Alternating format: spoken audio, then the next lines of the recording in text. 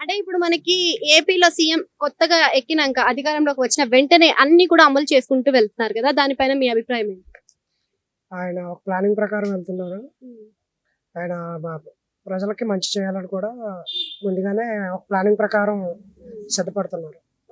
అంటే ఇప్పుడు లాస్ట్ ప్రభుత్వం చూసుకుంటే రాజధాని లేకపోయింది. సో ఈ ప్రభుత్వంలో రాజధాని డిక్లేర్ అయిపోయింది, డెవలప్మెంట్ కూడా జరుగుతుంది. సో దానిపైన మీ అభిప్రాయం ఏంటి? ఇప్పుడు కూటమి కింద ఏర్పడ్డారు కాబట్టి రాజధాని అనేది బాగా డెవలప్ చేస్తారని ప్రజలు నమ్మకంగా ఉన్నారు. సో అదే విధంగా పెన్షన్ కూడా పెంచారు. ఔటర్ రింగ్ రోడ్ లో కూడా ఏర్పాట్లు చేస్తున్నారు. కొన్ని ప్రాంతాలను కలుపుకుంటూ ఔటర్ రింగ్ రోడ్ ని కూడా ఏర్పాటు చేస్తారు. దానివల్ల మీ ఫీలింగ్ ఎలా ఉంది?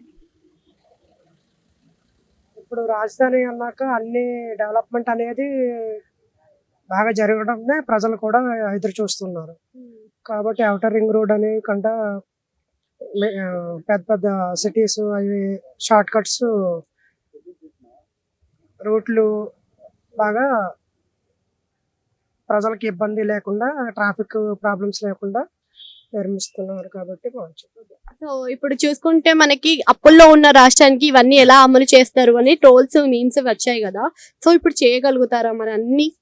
అన్నీ చేయగలుగుతారు.